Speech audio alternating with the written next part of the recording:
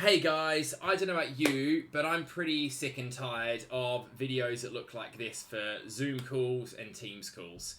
I quickly want to touch on what we can all do, please, to make our videos a little bit more bearable, especially things like these roundtable discussions and conferences that we go to digitally.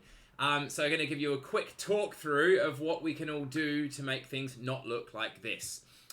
Let's quickly rattle off the kind of things we're seeing. I'm having kids running behind me. The other day I had my cat walk in front of the camera. Then the cat came to look at me and schnuzzle me. Meanwhile, you saw something very different in the camera. I've also seen videos where people have things in the background that are messy, dirty mugs and so on.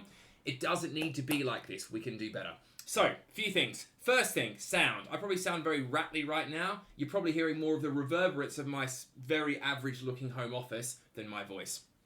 First thing, a good microphone. Now, as I bring this closer to my mouth, I imagine it sounds a bit more like the radio. So, a good microphone, close mic near your mouth.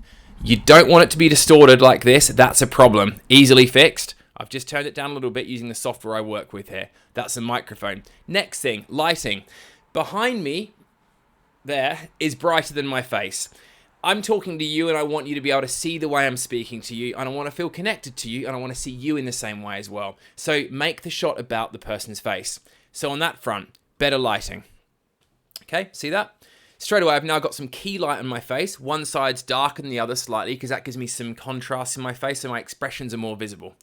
Okay, glasses as well. If you can take your glasses off, do, because you're seeing a lot of reflection from the lights. So take them off as well. And then put them back on if you have to. Now, the next thing is branding. Question. Would you bring an important client or a business partner to a home office that looks like this if you wanted to do a serious business deal or a presentation? Personally, I wouldn't. I'd want to bring them to my office. I can't do that right now. So I want to brand the experience and make it look a bit better. So what I've got is a thing called a green screen. Pulling this down here. And behind me, I've got a graphic. This is the branded one for my events company, SXS, which is our logo and an abstract image to kind of tell the story of what we're about. We're about conferences and events and creating experiences. So that's good. When you log on to a call, people might not know you, but they see your logo. It's not offensive. It's not overly branded, but it is there. So it's helpful to understand who they're talking to. Next thing, you don't have to do a static image. You can do an animated background that helps tell the story. This is one of the projects we're working on right now called the Immersive Imaginarium, which is an interactive art, science, selfie space. I wanted to have some vibrance and some color to set the tone of our conversation. I wanted to show this is going to be a conversation that's bright, colorful, enthusiastic, vibrant, and animated. And you know what? I also want to demonstrate that our team can create motion graphics. So this is a very, very simple animation that we've created, which is looping in the background. Now, the lights just changed slightly outside. Probably notice I've gone a little bit blue on this side of my face. So I'm going to change my color temperature.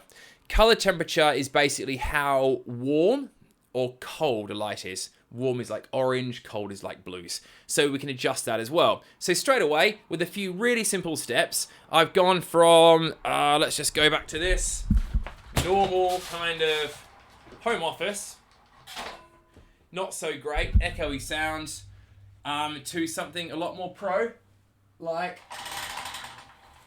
this.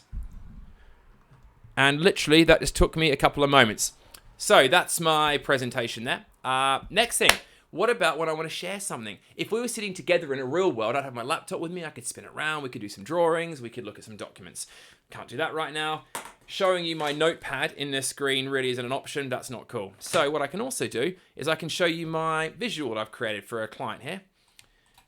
But meanwhile, I might also want to show you me too. So I can include myself in the shot. So if I'm getting excited about this and I'm throwing my hands around, you can still see my expressions, and I can talk about the drawing as well, or I can cut back to the software, or I can go back to me, or I can multi-brand it, or I could even, if I want to be smart about it, set up different scenes so I've got different things in the background. You know what? I might even want to tell a different story for different parts of a presentation. Maybe one scene it's one brand, another it's a photo. This can really help me elevate my storytelling in a way that I can't do if we're sitting in your meeting room. I'm guessing your meeting room doesn't have a massive video wall backdrop.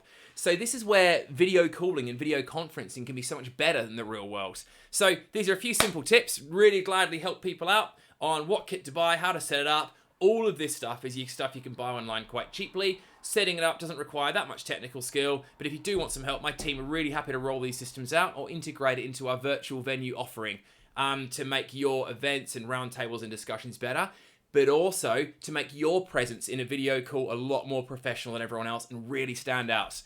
Please get in contact. Any advice, give me a shout. Love to hear from you. Thank you.